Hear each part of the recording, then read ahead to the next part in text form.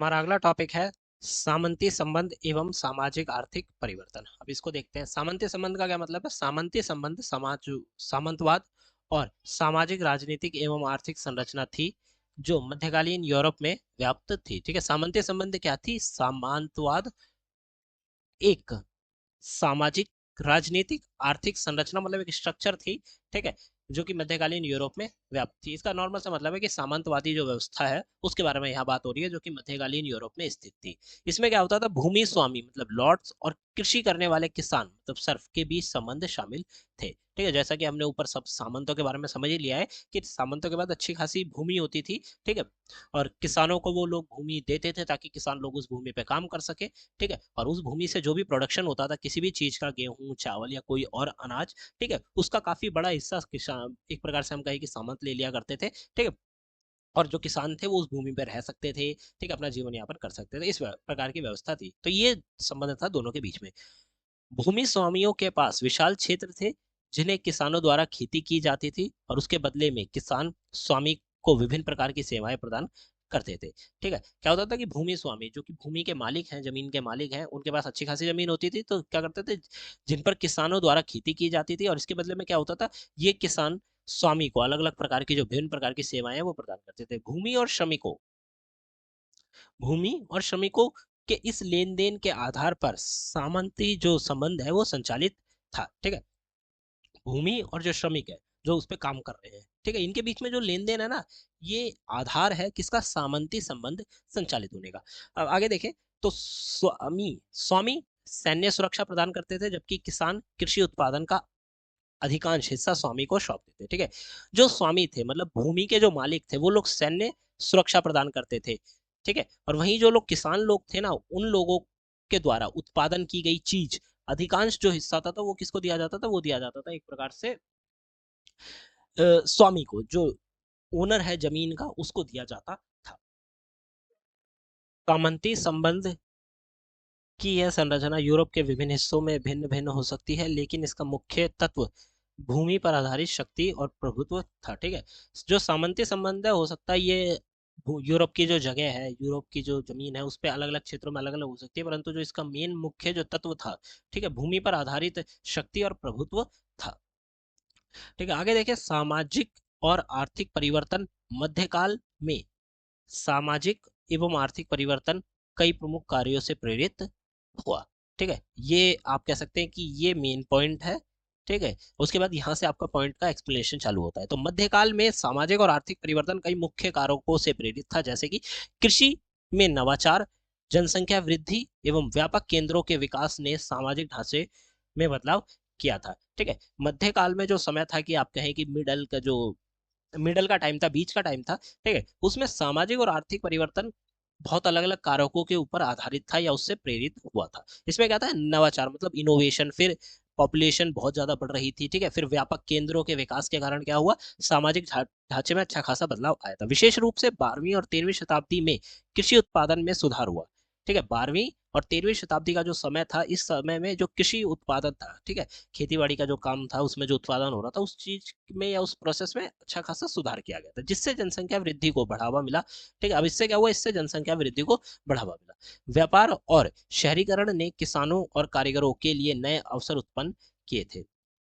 भाई जो व्यापार के सेक्टर बढ़ रहे थे, ठीक है, फिर शहरीकरण भी बढ़ रहा था, क्योंकि अब लोग क्या कर रहे थे? गांव छोड़ के शहरों में जाके बस रहे थे। तो क्या हुआ कि किसान और जो कारीगर थे ना, उनके लिए नए नए अवसर उतर कर सामने आए कि भाई वो ये काम भी कर सकते हैं, वो ये काम भी कर सकते हैं। इससे पहले क्या था कि भाई अब उनके पास केवल क्या है? अगर किसान है तो खेती बाड़ी करने तक ही सीमित है, उससे ज्यादा वो कुछ नहीं कर पाएंगे। ठीक है, परंतु कारीगर और किसानों के लिए नए नए अवसर जो थे सामने आते, जिससे सामंतवादी व्यवस्था धीरे धीरे गिरावट आई थी। अब देखिए, समझ रहे हैं, जब तक इनोवेशन नहीं थी, जब तक शहरीकरण नहीं था, जब तक व्यापार नहीं था, तब तक जो सामंतों की जो व्यवस्था थी अच्छी खासी चल रही थी, बहुत मजबूत थी। परंतु जब जैसे ही व्यापार और शहरीकरण का जो प्रोसेस है बढ़ने लगा, वहीं जो सामंती व्यवस्था है वो गिरने लगी थी। किसानों को सामंती बंधनों से मुक्ति मिलने लगी और स्वतंत्र व्यापार और रोजगार के अवसर की ओर आकर्षित हुए। जो किसान थे वो अब सामंत के जो संबंध थे या सामंत के नीचे जो काम करने का वो दबाव था ना, अब वो उस चीज से मुक्त हो चुके थे। ठीक है, अब वो क्या कर रहे थे? स्वतंत्र रूप से व्यापार कर रहे थे या फिर कहीं अपनी जॉब पकड़ के, रोजगार पकड़ के अपना जो दैनिक जीवन का काम है वो कर रहे थे। और इस चीज के लिए उनके पास अवसर भी थे तो वो आकर्षित हो रहे थे। व्यापार का विकास, ठीक है। अब इस चीज को देखते हैं कि भाई व्यापार का विकास किस प्रकार हुआ और बाकी सारी चीजें। तो इस प्रकार से है, मध्यकालीन यूरोप में व्यापार का विकास सामंती व्यवस्था के भीतर एक महत्वपूर्ण आर्थिक बदलाव का सूचक था। ठीक है, देखिए नॉर्मल सी बात है, एक देश का या फिर हम कहीं एक जगह का जब व्यापार बढ़ता है, ठीक है, तो वहाँ पे आर्थिक रूप से काफी अच्छे खासे बदलाव आते हैं। तो सामंती व्यवस्था में जो व्यापार का आप कहें विकास हो रहा था वो एक सूचक था, ठीक है, आर्थिक बदलावों का, कि आर्थिक रूप से जो बदलाव है वो आएंगे और आ रही हैं। 12वीं शताब्दी के बाद यूरोप में व्यापारिक गतिविधियों में तेजी आई, जिससे आर्थिक सूचना में बड़ा परिवर्तन, आर्थिक संरचना में बड़ा परिवर्तन हुआ। क्या हुआ कि भाई 12वीं शताब्दी का जो टाइम था उसके बाद यूरोप में जो व्यापारिक गतिविधि थी, मतलब बिजनेस से रिलेटेड जो आप कहें कि गतिविधियां हो रही थी, ठीक है, उनमें तेजी आई थी कि ज्यादा से ज्यादा गतिविधियां हो रही हैं। गतिविधियों का मतलब कि भाई आप कह सकते हैं कि इंपोर्ट हो रही हैं चीजें, एक्सपोर्ट हो रही हैं, नई नई चीजें बन रही हैं, तो ये सारी चीजें हो रही थी। तो इससे क्या हुआ, आर्थिक संरचना में बड़ा परिवर्तन आया था। व्यापारिक मार्ग के विस्तार, स्थिर शासनों और सुरक्षा के चलते व्यापारियों को दूर दराज के स्थानों तक पहुंचने का अवसर मिला था। अब क्या हुआ कि भाई व्यापारिक मार्ग, व्यापार करने के लिए जो मार्ग थे उनका विस्तार हो रहा था, ज्यादा से ज्यादा रास्ते बन रहे थे, रास्ते खुल रहे थे। ठीक है, स्थिर स्थान मतलब एक आप कह सकते हैं कि परमानेंट प्लेसेस थी जहाँ पे ये सारी चीजें की जाती थी व्यापार से रिलेटेड। ठीक है, और सुरक्षा के चलते जो व्यापारी थे, जो बिजनेसमैन थे लोग, ठीक है, वो क्या कर रहे थे, दूर दूर के स्थानों तक सफर करके जाते थे और इजीली जा पा रहे थे ताकि वो अपना व्यापार बढ़ा सके। इस समय व्यापार के प्रमुख केंद्रों में लोम्बार्डी, इंग्लैंड और जर्मनी शामिल थे। ठीक है, आप कहें कि जो प्रमुख केंद्र थे उसमें लोम्बार्डी, आगे फिर इंग्लैंड, फिर जर्मनी, ये तीन जो है ये मेन रूप से व्यापार के प्रमुख केंद्र थे। उत्तरी फ्रांस में चैंपेन माला एक महत्वपूर्ण व्यापारिक स्थल था जहां सालाना मेला का आयोजन किया जाता था, जो व्यापारियों और उपभोक्ताओं के बीच बड़े पैमाने पर व्यापार को क्या करता था, प्रोत्साहित करता था। फिर उत्तरी फ्रांस आ जाता है। उत्तरी फ्रांस में क्या था, चैंपेन जो मेला है वो लगाया जाता था, जहाँ पे क्या होता कि साल में एक बार ये मेला लगता था। और इस मेले के अंतर्गत जितने भी बड़े बड़े व्यापारी हैं या फिर जो उपभोक्ता जो कि चीजें खरीदना पसंद करते हैं, ठीक है, उन लोगों के लिए ये एक जगह थी जहाँ पे वो लोग आते थे, अपना प्रोडक्ट बेचते थे और कई लोग प्रोडक्ट खरीदते थे। ठीक है, तो बड़े पैमाने पर क्या होता, जो व्यापार था वो उसको प्रोत्साहन मिल रहा था। यूरोप के विभिन्न हिस्सों से व्यापारी यहाँ एकत्रित होते थे। बड़े पैमाने पर वस्त्र, मसाले, लकड़ी और धातुओं का व्यापार होता था। ठीक है, यूरोप के अलग अलग क्षेत्रों से लोग यहाँ पे आते थे। उसके बाद यहाँ पे बड़े पैमाने पर क्या क्या होता था, बड़े पैमाने पर वस्त्र जो कपड़े हैं उनका व्यापार होता था, मसालों का व्यापार होता था, लकड़ी जो है उसका व्यापार होता था, और उसके बाद धातुओं जो मेटल्स हैं उनका व्यापार होता था। व्यापारिक गतिविधियों से सामाजिक और आर्थिक परिवर्तनों को बढ़ावा मिला था। ठीक है, व्यापार से रिलेटेड जो गतिविधियां थी उनके कारण क्या हुआ, भाई सामाजिक रूप से और आर्थिक रूप से अच्छा खासा बढ़ावा मिल रहा था। इससे सामंती व्यवस्था कमजोर होने लगी, क्योंकि व्यापारी वर्ग और नगरीय केंद्र का महत्व बढ़ता गया। आप देखिए, सामंती व्यवस्था के अंतर्गत ही व्यापार की जो व्यवस्था थी वो बढ़ना चालू हुई। और अब जैसे ही व्यापार बढ़ने लगा, जो सामंती व्यवस्था थी वो कमजोर होने चली गई। क्योंकि अब देखिए, अभी तक क्या था कि सामंत उस जगह के, आप कहें कि किसी भी पर्टिकुलर क्षेत्र को ले लीजिए, वहां पे जो सामंत होता था वो पावरफुल व्यक्ति था जिसके पास धन था, जमीन थी। ठीक है, अब क्या था कि जब व्यापार बढ़ रहा है तो उसके सामने कंपटीशन आ रहा है किनका, व्यापारियों का। व्यापारी लोगों के पास भी पैसा आ रहा था, वो भी भाई एक रूप से आर्थिक रूप से समृद्ध हो रहे थे। ठीक है, तो उनका महत्व बढ़ रहा था केंद्र, मतलब नगर के केंद्र में, ना कि जो सामंती लोग थे उनका। शाही शासक और कुलीन वर्ग ने व्यापार से होने वाले लाभों को पहचाना और इसे समर्थन दिया। ठीक है, अब क्या हुआ कि भाई शाही शासक जो भी राजा थे, ठीक है, राजा या राजा के जितने भी जान पहचान के लोग थे उन्होंने, और कुलीन वर्ग जो राजा के अंतर्गत काम करता था, इन दोनों लोगों ने, ठीक है, क्या करा, व्यापार को देखा और उन्होंने समझा कि हाँ व्यापार में तो अच्छा खासा लाभ हो रहा है, अच्छा खासा मुनाफा है। तो इन लोगों ने व्यापार करने की जो व्यवस्था थी उसका समर्थन किया। यह व्यापारिक विकास सामंती व्यवस्था की गिरावट का एक मुख्य कारण बना। ठीक है, जब व्यापार का विकास हुआ तो सामंती व्यवस्था जो थी वो गिरने लगी, तो उसका गिरावट का कारण क्या बना, एक व्यापारिक विकास बना, जिससे सामंती समाज की आर्थिक संरचना पर भी प्रभाव पड़ा था। जिससे क्या होगा, भाई सामंत की जो आर्थिक रूप से संरचना थी उसके ऊपर अच्छा खासा प्रभाव पड़ा। ठीक है, अब हम देखें अगला जो हमारा पॉइंट आता है व्यापार के विकास के बाद, वो आता है नगरीय केंद्रों का उदय। मध्यकालीन यूरोप में व्यापार के विकास के साथ ही नगरीय केंद्रों का उदय हुआ था। ठीक है, मध्यकालीन जो यूरोप था उसमें जब व्यापार का विकास हो रहा था, उसी के साथ साथ नगरों में केंद्रों का भी जो उदय हो रहा था 11वीं से 14वीं शताब्दी के बीच कई शहरों का विकास हुआ जो व्यापार, शिल्पकला और कारीगरी के प्रमुख केंद्र बने। ठीक है, यहाँ पर टाइम बताया गया है कि भाई 11वीं से 14वीं शताब्दी का जो दौर था, उस दौर के बीच में शहरों का विकास हो रहा था काफी बड़े स्तर पर। अब इसके साथ साथ क्या हो रहा था, जिस शहर का विकास हो रहा है वहां पे व्यापार का भी विकास हो रहा है, शिल्पकला मतलब आप कह सकते हैं कि भाई हाथों से जो शिल्पकारी की जाती थी उसका, और जो कारीगरी थी उसका, इन तीनों का क्या हो रहा था, विकास हो रहा था। ये तीन केंद्र बन रहे थे उस नगर के। ठीक है, अब देखिए नगरीय केंद्र में सामंती व्यवस्था को चुनौती दी क्योंकि इन शहरों में स्वतंत्र व्यापार और उत्पादन की संस्कृति विकसित हो रही थी। अब देखिए, अब क्या होता है कि भाई नगरीय केंद्रों में, नगर के जो केंद्र थे वहां पे सामंती जो व्यवस्था थी ना उसको चुनौती मिलने लगी। क्यों? क्योंकि अब यहाँ पे स्वतंत्र रूप से एक तो व्यापार हो रहा है, लोग जो है वो बिजनेस कर पा रहे हैं फ्रीली।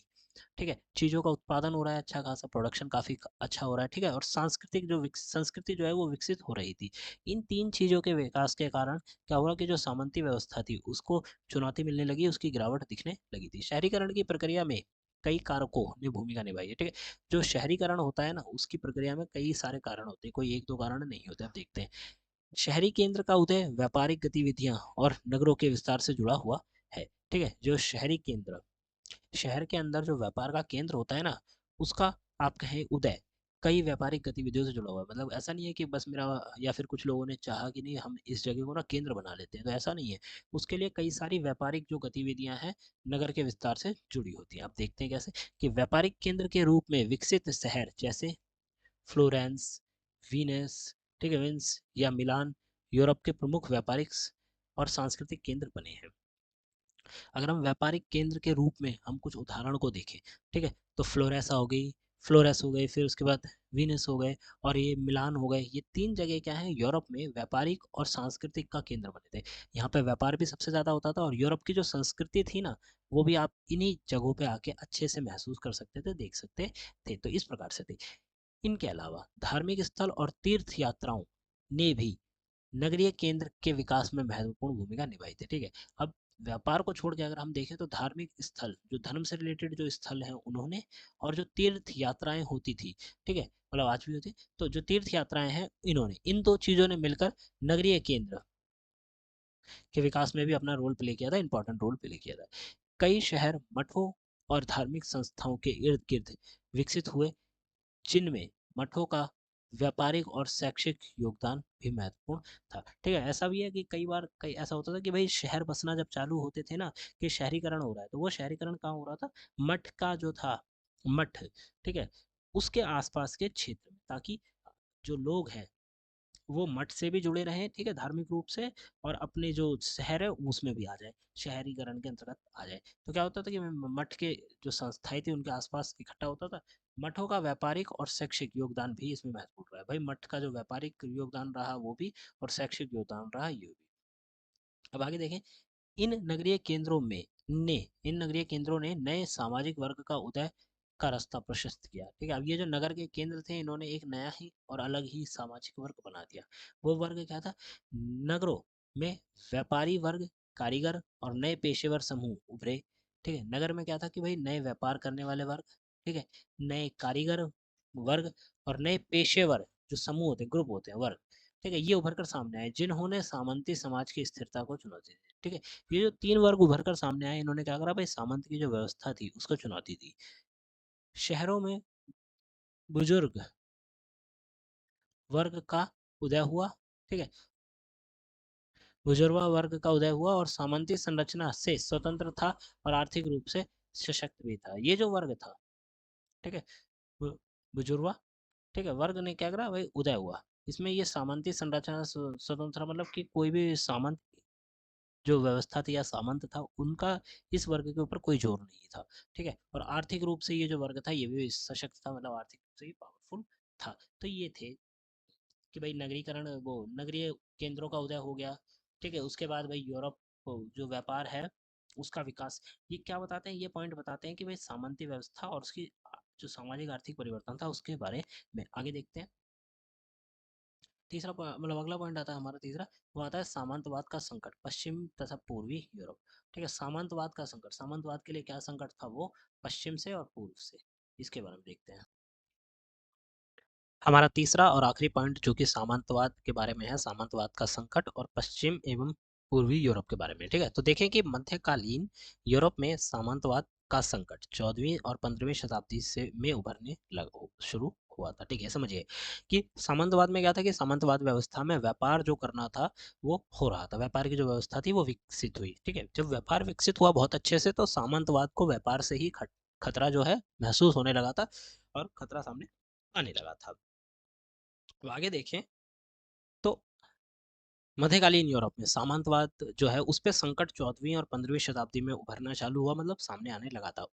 उत्पादन विधियों में परिवर्तन, कृषि के विस्तार और जनसंख्या वृद्धि के बावजूद 14वीं शताब्दी में सामंती व्यवस्था ने संकट का सामना किया था। ठीक है, क्या हो रहा था भाई, उत्पादन की जो विधियां थी, प्रोडक्शन के जो करने की जो विधियां थी उसमें परिवर्तन आया। ठीक है, कृषि का विस्तार हुआ, जो खेती करने का प्रोसेस था उसका विस्तार हुआ। ठीक है, जनसंख्या वृद्धि हो रही थी, जनसंख्या ज्यादा से ज्यादा बढ़ रही थी। इसके बावजूद भी 14वीं शताब्दी में क्या हुआ, जो सामंतवादी व्यवस्था थी, ठीक, उसने एक संकट का सामना किया था। पश्चिमी यूरोप में भूमि के विखंडन, कृषि की गिरती उपज और खाद्य आपूर्ति की समस्या ने सामंती व्यवस्था की कमजोरियों को उजागर किया था। अब देखिए पश्चिमी यूरोप में क्या हुआ कि भाई भूमि का विखंडन, भूमि जो थी, जमीन थी, वो टुकड़ों में बट चुकी थी काफी हद तक। ठीक है, कृषि की गिरावट, गिरती उपज। अब क्या होता है कि कृषि तो की जा रही थी परंतु जो उपज हो रही थी, ठीक है, हम या कहीं किसी वस्तु की प्रोडक्शन हो रही थी वो काफी कम हो रही थी। ठीक है, उपज गिर रही थी। फिर खाद्य आपूर्ति की समस्या, भाई अब लोग हैं, उन्हें तो खाने योग्य चीजें चाहिए, वो चीजों की आपूर्ति नहीं हो पा रही। तो ये जो सारी समस्याएं थी, इसने क्या करा, सामंतवादी व्यवस्था की कमजोरियों को सामने लाया। इस समय अकाल, प्लेग और जनसंख्या में गिरावट के कारण यूरोप के कई हिस्सों में संकट की स्थिति उत्पन्न हो गई थी। अब क्या था, ये वो समय था जब भाई अकाल आ गया था। ठीक है, प्लेग जो बीमारी है वो फैल चुकी थी और जनसंख्या में गिरावट के कारण क्या हुआ, यूरोप के जो बहुत बड़े हिस्से हैं ना, बड़े बड़े हिस्से, उन्होंने, या कहें कि यूरोप के काफी ज्यादा बड़े हिस्से में ये संकट सामने आ चुका था। पश्चिमी यूरोप में अकाल और ब्लैक डेथ, जिससे जैसे प्लेग के कारण जनसंख्या में जो भारी गिरावट आई थी, जिससे क्या हुआ, कृषि उत्पादन में भी कमी आई थी। देखिए नॉर्मल सी बात है कि भाई अब अकाल क्यों हो रहा है, क्योंकि जितना हमें खाने योग्य चीजें चाहिए वो उत्पादित नहीं हो पा रही। ठीक है, मतलब वो पैदा नहीं हो रही है खेतों के अंतर्गत। तो क्या होगा, अकाल आ जाएगा। फिर साथ के साथ प्लेग फैल गई। ठीक है, प्लेग बीमारी जो है, आप कहें महामारी, वो फैल गई, जिसके कारण क्या हुआ, बहुत बड़े स्तर पर जो लोग थे उनकी मौत हुई। और ठीक है, जनसंख्या में भारी गिरावट आ चुकी थी, लोगों की संख्या बहुत हद तक कम हो चुकी थी। ठीक है, आगे देखें, इस संकट का सीधा असर किस पे पड़ा, सामंती व्यवस्था पर पड़ा, क्योंकि किसानों की कमी ने सामंतों की भूमि पर होने वाली आय की कमी की थी। देखिए अब नॉर्मल सी बात है, अब जब प्लेग बीमारी फैली है जिससे कि किसानों की मौत हो रही है बड़े स्तर पर, तो अब जब किसान ही नहीं होंगे तो जमीन पे खाना, या फिर हम कहें खेती कौन करेगा। ठीक है, तो अब सामंतों के पास भूमि तो बहुत ज्यादा थी, जमीन तो बहुत बड़ी थी, परंतु उनके पास खेती करने के लिए, जमीन पर खेती करने के लिए लोगों की कमी थी, लोग नहीं थे। ठीक है, किसान नहीं थे, तो क्या हुआ, उनको बहुत बड़ी जो समस्या है वो फेस करनी पड़ी थी। पूर्वी यूरोप की स्थिति इससे भिन्न थी। ठीक है, अगर हम यूरोप के पूर्वी हिस्से की बात करें तो उसकी स्थिति थोड़ी अलग थी। वहां पे क्या था, जनसंख्या का घनत्व कम था और कृषि क्षेत्र में भी समान रूप से विकास नहीं हुआ था। ठीक है, वहां पे क्या था, जनसंख्या का घनत्व कम था, जनसंख्या हर एक क्षेत्र में ऐसा कहें कि भर भर के जनसंख्या नहीं थी, जनसंख्या कम थी। ठीक है, और कृषि का जो क्षेत्र था उसमें भी नॉर्मल रूप से आप कहें कि विकास नहीं हो पा रहा था। ठीक है, इसके बावजूद पूर्वी यूरोप में सामंती जो व्यवस्था के संकट के संकेत उभरने लगे। जमींदारों ने किसानों से अधिक काम कराने की कोशिश की, जिससे किसानों ने विद्रोह की प्रवृत्ति बढ़ गई थी। अब देखिए, अब जब सामंतों को दिखाई दिया कि अरे यहाँ पे तो खेती हो ही नहीं रही है, विकास हो ही नहीं रहा है, और दूसरा कि भाई एक प्रकार से हम कहीं कि हमें संकट दिखाई दे रहा था, सामंती जो व्यवस्था थी उन्हें संकट के संकेत आने लगे थे, तो उन्होंने क्या करा, किसानों के ऊपर दबाव देना चालू कर दिया कि जी अब तुम्हें जबरदस्ती काम करना पड़ेगा, ज्यादा से ज्यादा काम करना पड़ेगा। ठीक है, ज्यादा काम कराने की क्या करी, कोशिश करी, जिससे क्या हुआ, जो किसान थे ना उन्होंने इस चीज का विद्रोह किया और उनके अंदर विद्रोह की जो प्रवृत्ति थी वो बढ़ी। ठीक है, तो ये था आपका 3 पॉइंट्स जो कि आपको क्या डिस्कस करते हैं, ये 3 पॉइंट्स आपके डिस्कस करते हैं सामंत जो संबंध है उनके बारे में और सामाजिक आर्थिक परिवर्तन। देखिए नॉर्मल सी बात है, ये जो 3 पॉइंट है ये आपका मेनली सामाजिक आर्थिक परिवर्तन के बारे में डिस्कशन को ज्यादा एक्सप्लेन करते हैं। ठीक है, किससे रिलेटेड, सामंती संबंध से रिलेटेड। भाई सामाजिक व्यवस्था किस प्रकार की थी सामंती संबंध के आधार पर। ठीक है, और आर्थिक व्यवस्था किस प्रकार की थी सामंती संबंध के आधार पर, तो ये था। ठीक है, पहला आता है कि भाई व्यापार का विकास हुआ, जिसके कारण क्या हुआ कि सामंती व्यवस्था थोड़ी कमजोर हो गई। फिर नए केंद्रीय जो नगर थे वो उभर कर सामने आए। ठीक है, हर एक क्षेत्र में या कहीं बड़े क्षेत्र में केंद्र नगर सामने आए, जिसमें क्या था कि जहाँ पे व्यापार होता था बड़े स्तर पर, ठीक है, व्यापार भी अलग अलग चीजों का होता था, कपड़ों का हो गया, ठीक है, मसालों का हो गया, और अलग अलग चीजों के व्यापार होते थे। उसके बाद सामंती व्यवस्था जो थी, सामंतवाद जो व्यवस्था थी, उसके ऊपर संकट मंडराने लगा, क्योंकि व्यापार बढ़ने लगा था, लोगों ने खेती छोड़ के व्यापार का जो सेक्टर था उसे अपना लिया था। ठीक है, तो इसके बारे में ये 3 टॉपिक्स जो है, पॉइंट है, ये आपका ये कवर करते हैं। अब तो यहाँ पे आपका जो चैप्टर है वो कंप्लीट हो जाता है, यूनिट 1 अगर हम कहें, ठीक है, जो कि आपका सामंतवादी व्यवस्था के बारे में था, चर्च के बारे में था, ठीक है।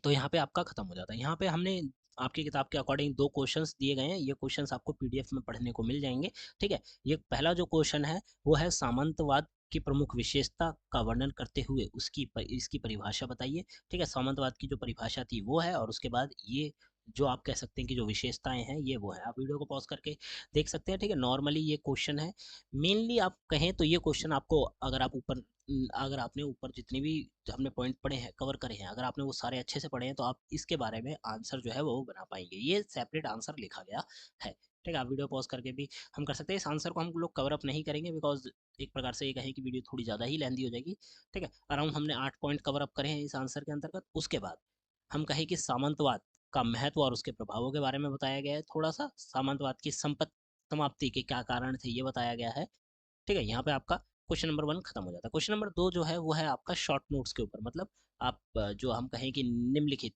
पे आप कहें कि लघु लेख जो लिखे जाते हैं या शॉर्ट नोट्स, वो आपको लिखने हैं। टोटल 4 टॉपिक्स दिए गए हैं, ठीक है। सामंतवाद का संकट, फिर शिष्टता की संस्कृति, ग्रामीण अर्थव्यवस्था, और व्यापार और शहरीकरण, इन 4 टॉपिक्स के ऊपर जो शॉर्ट नोट्स हैं वो लिखे गए हैं। हो सकता है ये शॉर्ट नोट्स का डायरेक्ट क्वेश्चन आपसे एग्जाम में पूछ लिया जाए, तो आपको ये जो शॉर्ट नोट्स के टॉपिक हैं ये तो अच्छे से कवर अप होने ही चाहिए, ठीक है। ये शिष्टता की संस्कृति के बारे में बताया गया है, फिर ग्रामीण अर्थव्यवस्था आ जाती है, और अंत में आ जाता है व्यापार और शहरीकरण, ठीक है। यहाँ पे आपका जो है वो कंप्लीट हो जाता है यूनिट नंबर 1। आपको वीडियो कैसी लगी आप हमें जरूर बताएं। वीडियो अच्छी लगी तो वीडियो को लाइक करें, चैनल को सब्सक्राइब करें, जितना हो सके वीडियो को शेयर करें। साथ के साथ आप हमारे साथ जुड़ सकते हैं हमारे सोशल मीडिया हैंडल्स पर। इंस्टाग्राम आपको डिस्क्रिप्शन बॉक्स में मिल जाएगा, सारे लिंक्स आपको डिस्क्रिप्शन बॉक्स में मिल जाएंगे। इंस्टाग्राम से आप जुड़ सकते हैं। आपका कोई भी डाउट हो एजुकेशन से रिलेटेड, कोई क्वेश्चन हो एग्जाम से रिलेटेड, कोई भी आपका टॉपिक समझ में ना आ रहा हो, आप डायरेक्ट हमें कांटेक्ट कर सकते हैं इंस्टाग्राम पे। हम आपको सेपरेट जो भी एक्सप्लेनेशन है उसकी वो हम आपको वहाँ पे दे देंगे, ठीक है।